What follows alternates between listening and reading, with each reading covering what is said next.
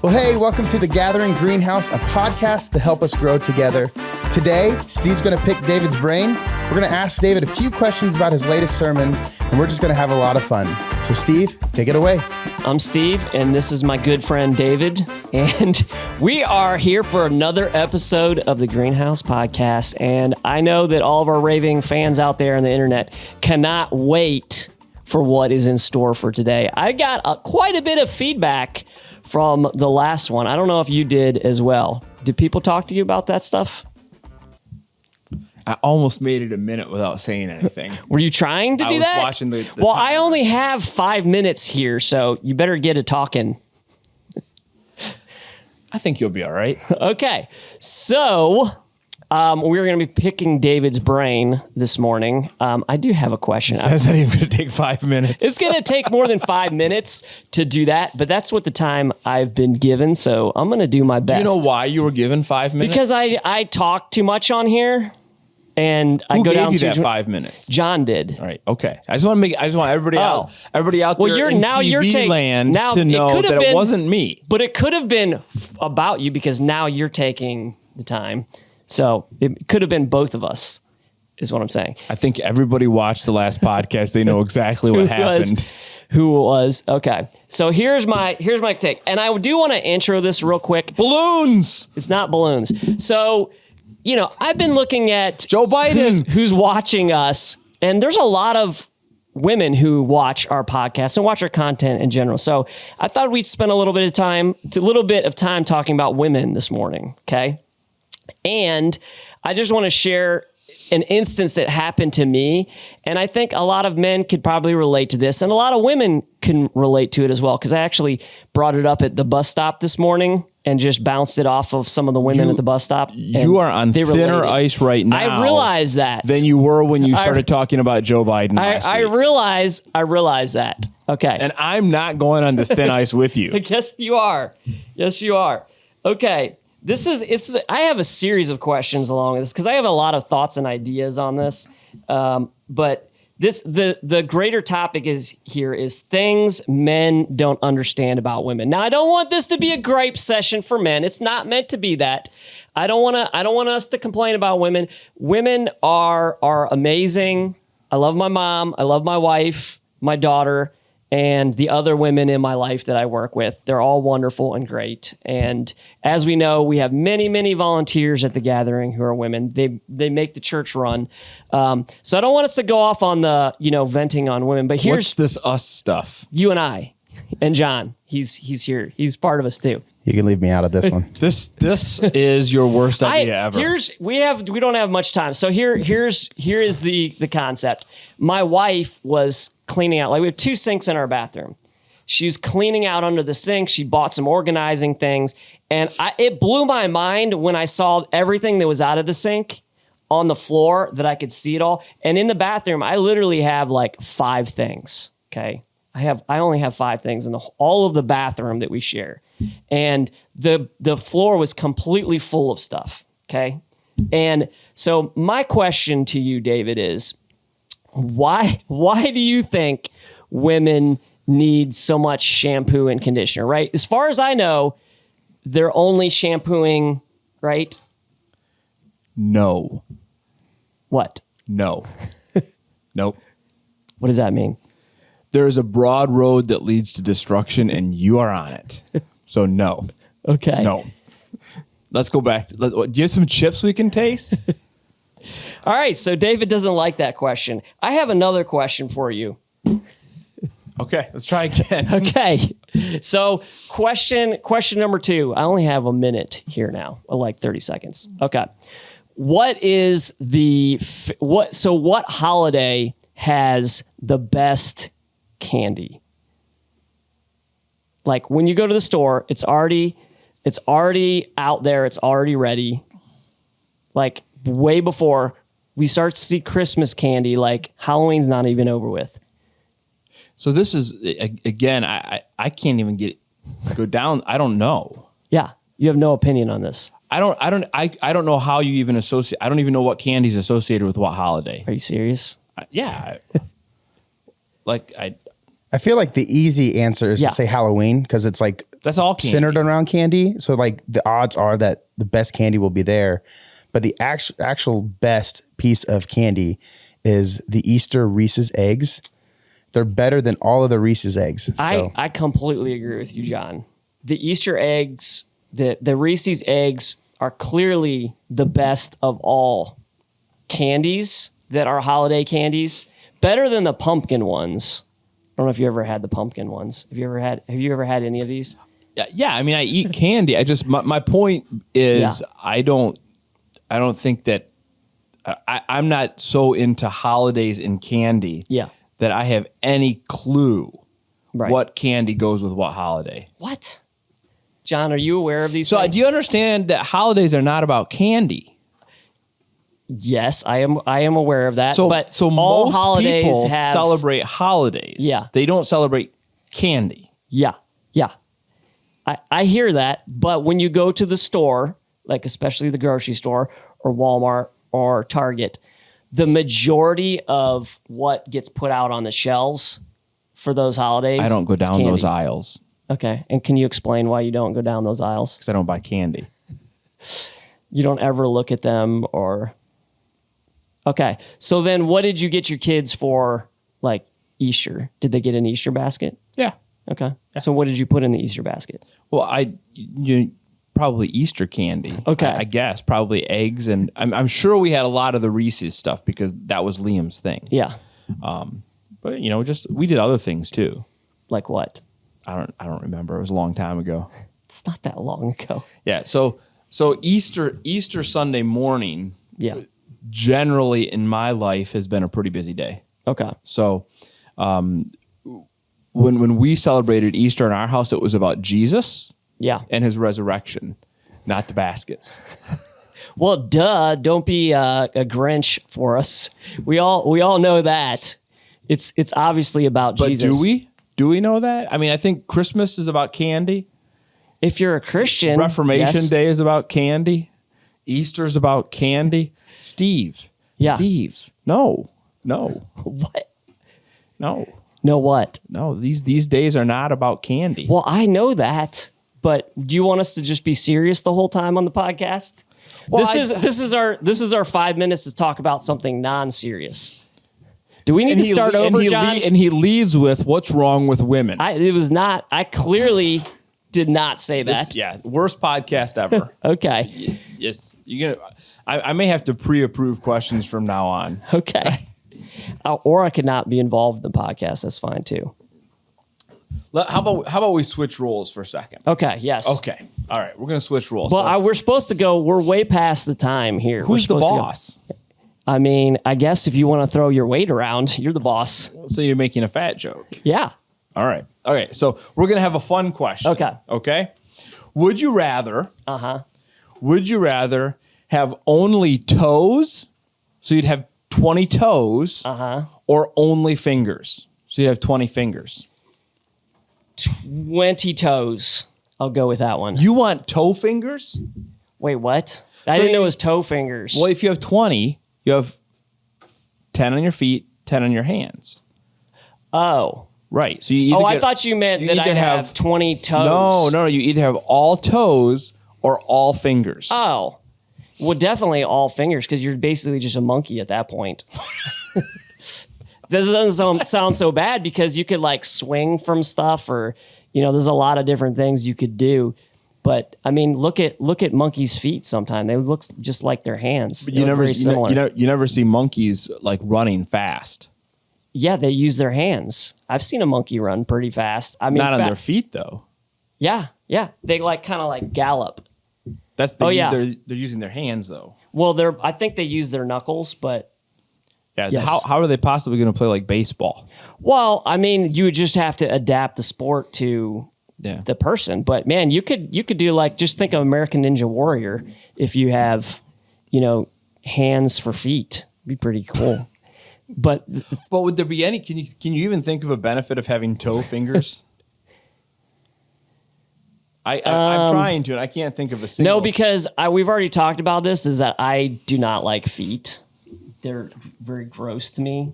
So no, I would not like more feet, especially feet that you could see all the time. I'm just trying to like. Are we just going to cut that beginning part out? No, you have to live with the shame of what you did. Well, I'm just going to say to our podcast fans, I did run this question past someone. I'm not going to mention the women question. Yeah, and they didn't tell you no, that's a bad idea. They said, yeah, let's do it. To clarify, I wasn't like it's a great idea. I said it would be really funny to get David's hot take on women. Yeah, and I think it was funny. David has there were women involved in it too. David has wisdom. And sometimes wisdom is knowing when to say no, right? You just don't go down those kind of paths, Steve. This stuff is going to be out there forever. Yeah, that's okay. Yeah, no, that's okay. I don't have a problem with that. So we agree, 20 fingers. Yeah. All right. Like I said. But would you wear shoes if you had finger toes? Of course you would. Of course you would. Yes. Monkeys don't wear shoes. Yeah, because they don't have the ability to make them. If they had the ability to make shoes, then they would wear shoes. Also, you don't need shoes in a tree. I've seen enough monkeys in the wild to know that they don't care about that. When have you seen monkeys in the wild? On my many adventures across the globe. In India, I saw them many times. There's a lot of monkeys in India. There are snow monkeys.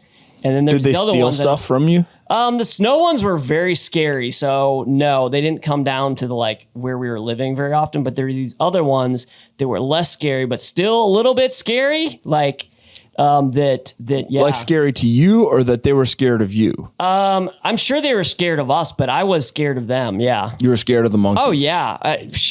You're not scared of monkeys? I'm scared of the Wizard of Oz monkeys. Well, yeah, these monkeys, except for the wings, similar.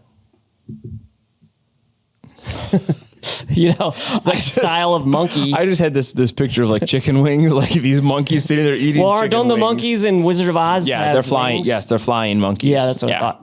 I haven't seen the movie in a long time, but now we're way over. We're way over. So let's. But at least we had something interesting to talk about. Did we? I feel like the first question was very interesting. I don't mind talking about that kind of stuff. Okay, so let's get to your questions, David, which is, what's our next sermon series going to be? All right, so our next sermon series is going to be called The Songs We Sing. Okay. Right. And so we're talking about, I think we may have talked about this a little bit already, but what we're going to do is we're going to take some of the songs that we sing on Sunday mornings in church, and we're going to show how those songs actually come right from Scripture.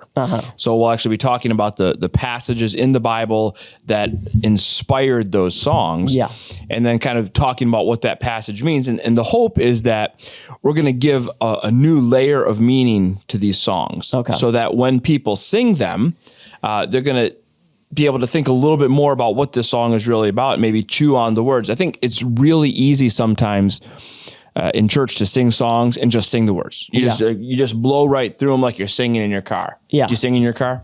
I do not sing. What song do you sing in your car? I just said I don't sing in my car. So everybody sings in their car. I don't sing in my car. If you did, what song would you sing? Well, I like probably talk, like podcasts or talk radio. But if you did sing, what would you sing in your car? Probably praise music. ABBA? Like praise and worship. I might listen to John's It's obviously Rihanna. buttery voice. Oh, aren't you a big Rihanna fan? I am. I don't sing Rihanna though, but I do like Rihanna. Yes.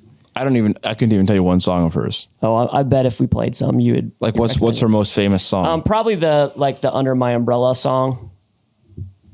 It's probably her most famous. Would you agree with that, John? That's probably How's that song go? I'm not going to sing it for you, but it's about just sing me a couple bars under an umbrella. I can't even. It's like a Mary Poppins kind of thing. No, it's not.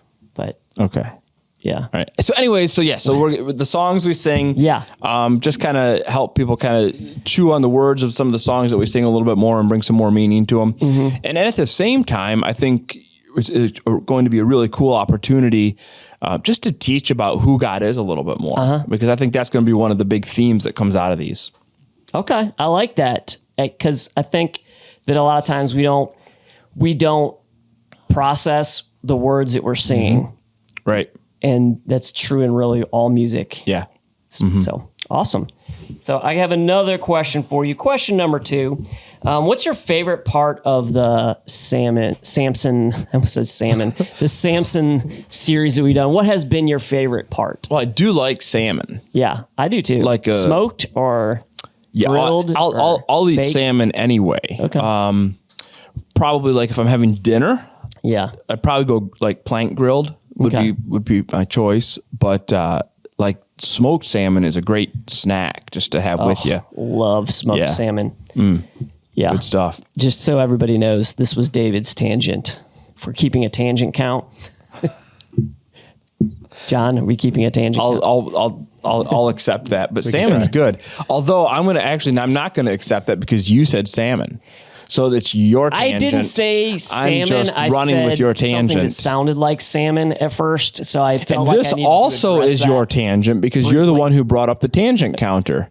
So you've got 2 tangents in the last 30 seconds. Okay.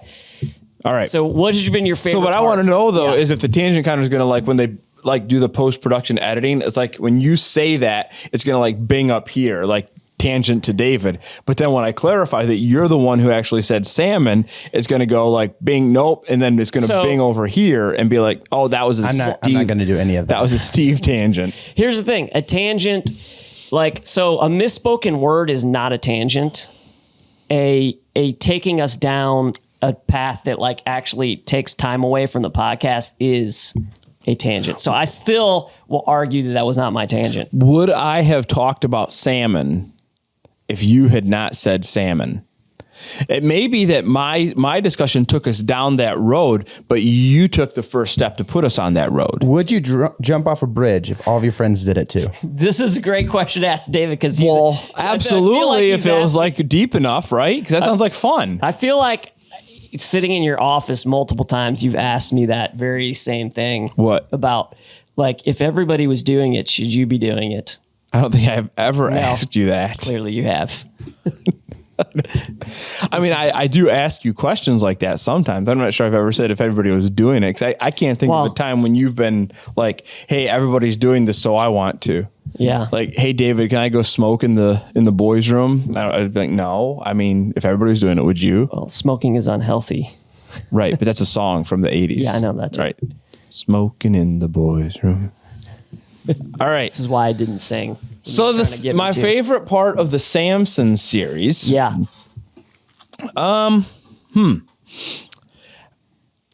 think what I would say is there's the big themes, right? Mm-hmm. So there's lots of really fun stories in Samson. Like I think it's crazy the whole picking the gate up off the city walls, like taking it off its hinges and just carrying it to the top of a hill. Mm-hmm. That's kind of that's just funny, right? Because it's like it's very cheeky of Samson.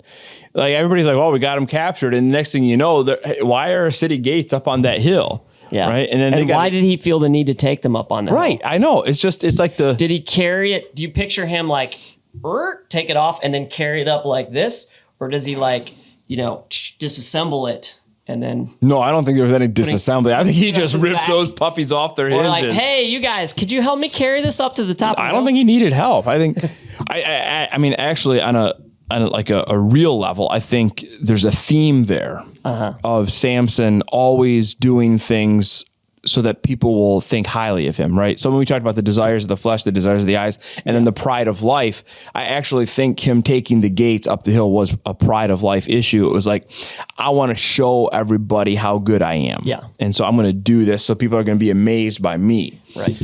But anyway, so there's lots of fun stories like that. But I think my favorite part of this series is just as you think about some of the big themes. We talked about this on Sunday. It's easy to miss this idea that God is working through the whole thing. Yeah. And even when Samson's messing up, God is working. And then especially when Samson's, grinding the grain and he's lost his eyes and he's chained up and he's lost his hair, that God is still working, right? And so we talked on Sunday about this idea of don't judge the end by the middle. Yeah. I just think that's so important because I think a lot of people, they actually lose their faith and leave their faith because they give up in the middle. Mm-hmm. Right. So they find themselves here in the middle and it's like, life isn't what I thought it was going to be. or people aren't what I thought they were going to be, or this is really hard, or whatever it might be. And it's like, okay, so I'm going to quit. And for some reason, we would all say quitting's a bad thing, right? There are some things that you should quit smoking, right? Steve, please quit smoking. You should quit beating your wife. Excuse me? What? That's like a fallacy. Like when you go to somebody and you say, hey, when are you going to stop beating? I thought we weren't going to talk negatively about women. We're not. No, we're not. But like when you say to somebody, hey, when are you going to stop beating your wife? Right? Now, how do you answer that question? You're crazy. Right. But there's no answer to it because it's like this question that's designed to force you to give a bad answer. Anyways, that has nothing. That's my tangent. I'll own it. All right. So anyways. Maybe stranger than my question. I was just wanted to talk about shampoo and. So anyways, I just think don't quit in the middle. Yeah. Right. Don't quit in the middle because you're not to the end yet. And if you quit in the middle, you don't get to the end.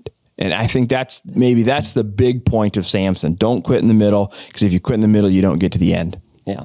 And there's so much more to gain if you have a very large obstacle in your way and you overcome it.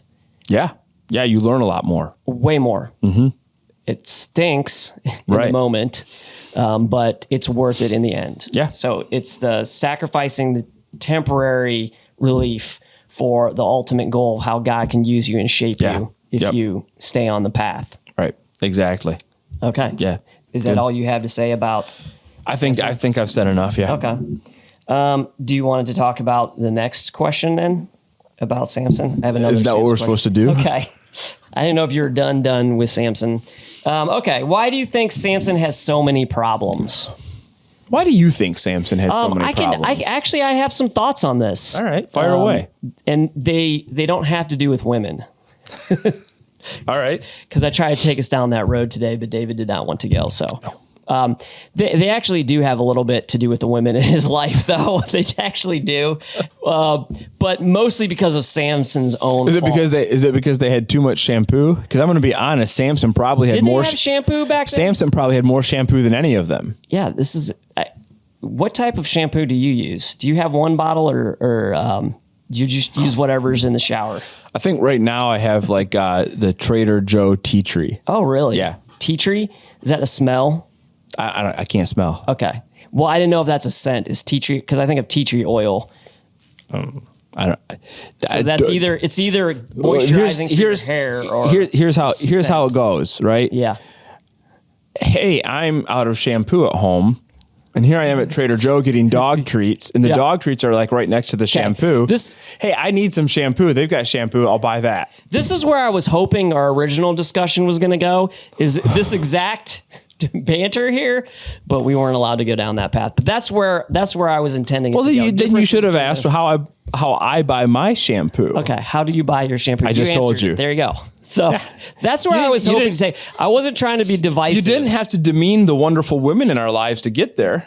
That was not any words that came out of my mouth. I actually posed it with how much I love the women in my life. Yes, and then you threw them under the shampoo I know bus. Maria doesn't watch this, but I love you. She's watching this one. I'm sharing it. I'm tagging her. She's not watching. Believe me, I've said, hey, you should watch this, and she just watches 5 minutes. Like, I'm not watching this anymore. I think there's a lot of people who do that. Maria's not the only one who does that. Okay, so the question was, what are my thoughts by the way, we did not, I don't think we got 10 people last week who said, I made it this far. I don't know. You did between the two. Yeah. Between YouTube and Facebook. Why does Samson has so many problems? Because I have many thoughts on why he has so many problems in his life. He's impulsive. Mm-hmm. So in my sermon, I know you watched it briefly, but in my sermon, I spent a lot of time. I watched the whole thing. Well, you were doing other things. I had it on double speed. No, I didn't really. It's a good way to listen. No, I did watch the whole thing, yeah. Yeah. But you were doing other things. I would listen to it the same way. But that he, was not he'd never trained himself in temptation with the little things in life. Mm-hmm. He had no ability to control his emotions or to say no when he should. He did not have the proper wisdom in his life. That he could lean on, people he could lean on. He continued to make poor choices, and he could not let go of a grudge. So I could probably go on more about why he made so many poor choices, but those are a few of my reasons of why Samson made so many poor choices. And then another thing above and beyond this is that I will never be tempted in the way that Samson was tempted, like to the degree that Samson was tempted, because I am not Samson. I am not wealthy and elite. I did not have, I do not have a ton of influence in my community, in my, in those areas of my life. So, temptations are different depending on the person. Someone who is famous, or someone who's wealthy, or someone who is has power has different temptations. We all face the same types of temptations, but the degree which star athletes have them is different than the rest of us. And that's one reason I'm glad I'm not, rich and famous. Sure. Like our temptations are equal, but different. But different. Yeah. Equal, but different, Yeah, I agree with that. I think Samson was just very self-centered. I think, all that stuff you said is absolutely true. And I think a lot of it just comes back to someone who is very self-centered. Yeah. And I think, and I don't know to what degree this is true. Sure. But I think a lot of that came from bad parenting. I think he was parented very poorly. You know what? I didn't think of that one, but yeah, when we see the interactions, there's no parents there to tell Samson, hey, stop doing this, you fool. Yeah. We don't see them involved in it. And then the parent on the other end, they weren't making good choices either. No. Yeah. So when he came to his parents and said, I want to go down and marry a Philistine girl. Yeah. His parents should have just said no. End of story, right? Yeah. No, Samson, we're not doing that. Now, he still could have gone and done it himself, right? Yeah. And he probably would have, because by that point in his life. Can we talk briefly about that? Well, after I finish my thought, we can. I'm sorry. Yeah, go ahead. By that point in his life, his patterns were set. Yeah. But what we see there is a parenting pattern that likely had been true for his whole life. Mm-hmm. So probably his parents. And maybe this was because they knew he was special. Yeah. Because sometimes I think all parents think their kids are special, right? Oh, my little Johnny, he's the most special of all. Well, they are. Right. The most special to that person. And so parents sometimes are very permissive. And I think that was a huge part of Samson's problem. It's probably his parents just let him have whatever he wanted, let him get away with whatever he wanted, never punished him. Samson never learned how to lose. And all of that. Parents, listen, say no to your kids. And teach your kids how to lose. You do those two things, you are prepping them for a much better life. Because kids who know how to lose and kids who know how to say no or hear no are going to go much further. All right. Now, what did you want to talk about? I don't even remember, so we can move on. We were talking about the parents. Yeah. I don't even remember. It's okay. So this is where we transition our time from the sermon questions to John's hot take. I don't have a hot take. Okay. Well, I don't even know what a hot take is. What is a hot take? Is it the same thing as a hot pocket? No, a hot take. I think I might be able to describe a hot take. It's a hot potato. So it is a hot tamale. An issue, a current issue that's being talked about. People are interested in, and we get your off the cuff, you don't know it beforehand. Doesn't a hot take have to be a little bit countercultural? I mean, doesn't it have to be a little bit like, oh, that's not what anybody else is saying? Otherwise, it's I just think like the running idea with the crowd. is you're going to catch fire from it. So, that's what makes it hot. I thought it was hot because it's like a hot mic or it's your off the cuff. You just. I have no hot takes then. What? Well, anyway, so my question, David, for you was, so Sunday you talked about how even when people are not good, God still is good. Mm-hmm. And you referenced, sometimes the people we work with aren't good. I did say that. Yeah. Now, I'm not saying the people I work with aren't good because they're sitting right here. Anyway, But even though God is good all the time, those people still aren't good. So how do I like still live with all those people who aren't good? That's a good question. What do you think? Well, it's not my hot take on it. Sure. I do have thoughts and opinions on it. Well, why don't you start? Okay. So, sin, right? So when sin entered the world, it, caused people to act away, do things in this world. We live in a world that is full of sin and people who have. So I think that you have two choices to make, right? You can be a light in this world to those people who are difficult to live with, who are mean to you, who cut in line, who cheat, who don't play by the rules, who don't live by the values that we choose to live by. So you can be a light, or you can give in to the temptation to be like Samson and, seek revenge or hold grudges or, not be kind to people that it's difficult to be kind to. What about bad drivers? That's along those lines too. Like if Samson was had the ability to drive, I'm sure he would have a lot of road rage. So you can choose to give into those feelings. Like I already talked about this in our podcast. I think maybe when John was here, but I am tempted to, honk the horn, to try to race someone, all of those things, especially like right up here where like the two lanes go into one when you go, past Spring Valley. You know what I'm talking about? I do feel like I have to add this. Yeah. Yesterday, Steve, you and I turned at the same intersection and you swung way out into my lane. I know I did. And I really wanted to hit you, but I didn't. I apologize for that. But I will say I was tempted because you and Rebecca were in front of me. Hold on a second. And I last minute, did you see me go over into the other lane? John, where did you learn how to drive? Like where? What state? Yeah, what state? Missouri. Yeah, I see. All right. Yeah. Where did you learn how to drive? Talmadge, Ohio. Yep. Ohio drivers are the worst. John is not incorrect. So I've been to Michigan, and I don't see a whole lot of difference in the parts of Michigan. What it is that in Michigan the roads are so bad that you have to learn to be a good driver. I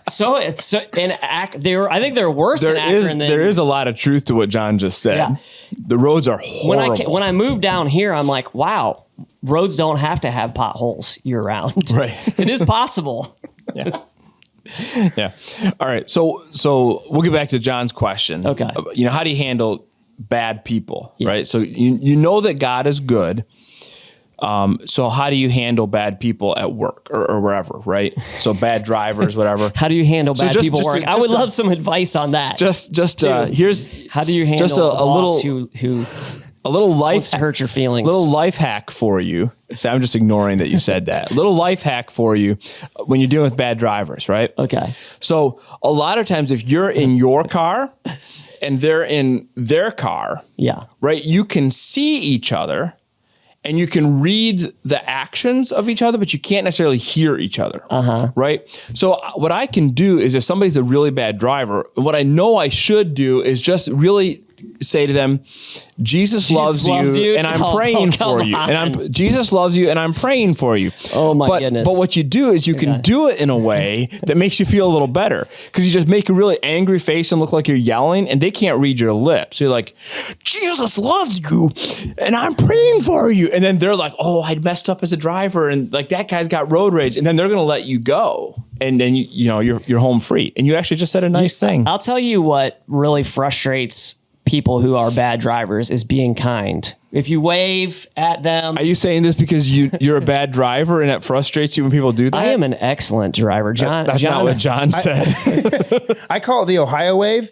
It's like, I'll cut you off, but I do this, so it's okay. And it's not okay. It's never okay. Yeah, I don't like when people cut me off and wave. They're like, hey, thanks. I'm like, I didn't let you in. I was trying to get in front of you, John. So anyway, back to people you work with. Well, the people you work with. So here's the thing: is there are always going to be bad people, and you're always going to deal with people who are not good to you, who don't treat you how you want to be treated, and you can't change that. You can't control that because you can't control other people. Yeah. So the question always has to be, what can I control? right? And so now I have to think, I have control over my own actions, and my actions have outcomes. Yeah. So what are the outcomes of my actions? So let's start with the easiest action is the Samson route, which is take revenge, like eye for eye, tooth for tooth. You know, they gossip about me, I'm going to gossip about them. Okay, great. What's the outcome of that? More conflict, more strife. You're more stressed because you're ramping up the conflict and nothing gets solved. That person's more angry at you. And next thing you know, somebody's collecting foxes and burning fields, right? So that doesn't really have a great outcome. Now, I know it's hard to say, well, just, give them the Ohio wave, right? Yeah. I think a better approach is to say, try to put that other person in the best light possible. Right. So number one, they may be mistreating you. There's a really good chance that this isn't about you at all. Right. That something's going on in their life that has nothing to do with work, has nothing to do with you. And that's got them stressed. And so they're treating you that way, not because they have something against you, just something's going on in their life. Yeah. Right. Secondly, putting them in the best light possible helps you feel better about them. Right. And I think the best way you do that is to pray for them. In fact, that's what Jesus said to do, right? He said to pray for your enemies, pray for the people who mistreat you. And I know this sounds like it's a super pious answer, right? Mm-hmm. Well, he's a pastor, so of course he's going to say you pray for your enemies. That's what you're supposed to do. But the reality is Jesus was right. And Jesus understood this is better for Jesus you. Jesus is always right. Yes, he was always right. But it's better for you to pray for someone. It's hard to stay mad at someone if you're praying for them all the time. Steve, I pray for you all the time. Why are you always mad at me? I'm just kidding. I mean, I'm not kidding that I do pray for you, but I'm not mad at you. But no, okay. like Jesus, he understood the best way to live. I mean, he did say, I want you to have abundant life. And we don't often think about this, but part of experiencing the abundant life is doing what Jesus said to do. And he said, pray for your enemies. And so if you pray for your enemies, that's a pathway to a better life. So yeah, by the way, I'm going to just release some information here. Okay. Are you ready? This is a big reveal. Like nobody knows this? Nobody knows this. Not even John and I? Yeah, I don't know. You guys have access to this information, but I don't know if you've actually seen it. That our next challenge for Challenge Accepted has to do with praying for your enemies. Oh, okay. So, yeah. All right, yeah. But good challenge. We'll talk more about that on Sunday. We'll give the specifics of it. So, yeah. All right. I don't know if that's helpful, John, but I think that's the best approach to take.